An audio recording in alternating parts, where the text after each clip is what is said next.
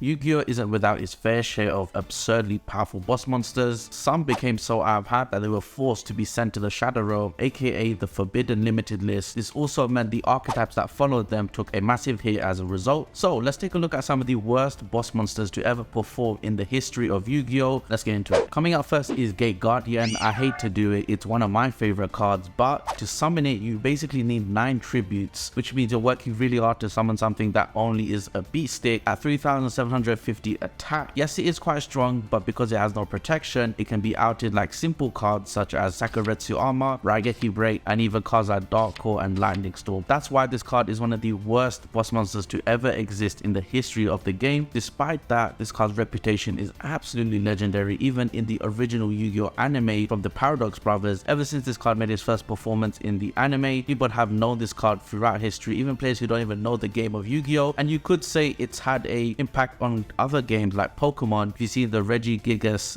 Pokemon, you could say the similarities. But did you know this card's actual artwork originated from the original Bandai, I guess, card game or illustration, where the art is very different to what it looks like right now. This card was also treated as a ritual monster, and here on the screen you're looking at a ritual spell that was used to summon the Gate Guardian. No one could even summon it, so they had to create a ritual spell just so they could do that. Also, when this card was first released in Japan, it was actually impossible to summon because components of the Gate Guardian weren't even released, so it just adds to the hilarity of this Yu-Gi-Oh! Card. Speaking of Gate Guardian, Maze of Memories just released, and it's pretty ironic for me to make this video because of course the new retrained Gate Guardian Fusion Monsters and Ultimate Fusion Boss Monster is available in the game, and it's completely different to his original counterpart. In true Konami fashion, the retrains are insane. With these new effects, you can actually summon this card and expect it to survive for the rest of the duel, because of course 3 times per turn you can negate a card or effect that targets a card you control, and because it's at 3750, it's going to be pretty tough to deal with this card. And then you have other cards in the archetype to protect it. If only we got this kind of support back in the days. I would have loved to see how Gate Guardian would have shaped the meta. To add insult to injury, even in the modern Gate Guardian version, you still don't play this card because there's no reason to, because the new fusion is outright better in every single way. Moving on, we have Spirit of the Pharaoh, another super unusual card coming in at 2500 attack with 2000 defense and is a level 6. It's actually a pretty decent stat line. Card cannot be normal summoned or set, and this card can only be special summoned by the effect of the first sarcophagus. There's first, second and third sarcophagus. You have to have all 3 on the field in order to resolve the effect to summon this card. But the question is it worth it? Well, it's actually pretty terrible, but at the time it maybe looked good, but even still it was so difficult to summon because of its insane summoning requirements. You had to have these sarcophaguses on the field and send them all to the graveyard to summon the Spirit of the Pharaoh. When this card is special summoned, you can special summon up to 4 level 2 or lower vanilla zombie monsters, which by the way aren't even that great by themselves. The fact the best zombie target for Spirit of Pharaoh is Clown Zombie is kind of ironic because whoever plays this deck, you're clowning yourself. Fry White is a normal spell card that actually power creeps the crap out of the Spirit of the Pharaoh card, thanks to his effect to special summon 3 level 2 or lower vanilla normal monsters.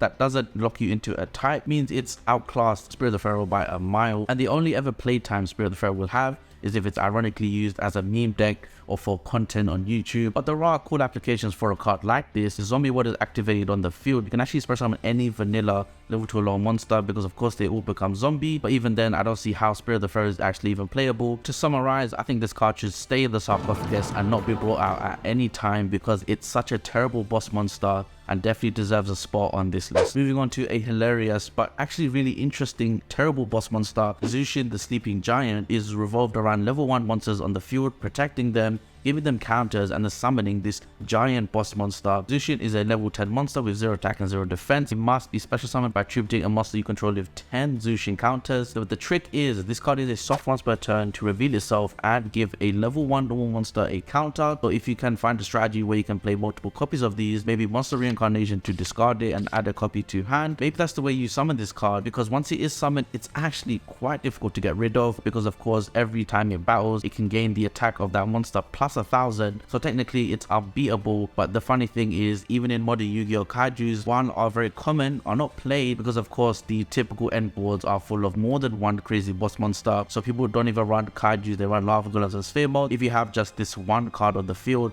it's possible you can stall the game out and win the game. And speaking of stalling out, Destiny Board and Dark Sanctuary, the new card for this archetype, you can now have the board cards become level 1 normal monsters, and because you want them on the field anyway, when you give them counters, it kind of works together as an archetype, and I could see a Zushin Destiny board deck being something, albeit not very competitive. Sometimes you don't get a chance to have a second turn, but at least this card has a reputation as being one of the worst boss monsters in Yu-Gi-Oh history. While Rainbow Dragon and the archetype has got insane model support, when this card released, it was completely useless, coming in at 4,000 attack and 0 defense, extremely iconic, and of course was the cover card for Tactical Evolution, a groundbreaking set. To go through all the effort to summon this card back when it was released was extremely difficult, but of course in modern Yu-Gi-Oh this card is now super playable. You can turbo it out, and if you're a Rainbow Dragon fan, you probably love the Rainbow Dragon structure deck for that reason. Card text reads, this card cannot activate its effect the turn is special summoned. At the time, cards like Divine Wrath, Solemn Judgment were running rampant, so even when you did summon this card, and of course remember you can't activate its effects, it would get easily wiped out. Its effect to shuffle everything and reset the whole game essentially worked so hard to summon this card, and now you have to do it all again. It doesn't make sense to have this card as your only boss monster. So again, in the original deck of Crystal Beast, this card was close to useless. For what it's worth, the Rainbow Dragon card now has amazing retrain cards for it. Ultimate Crystal Magic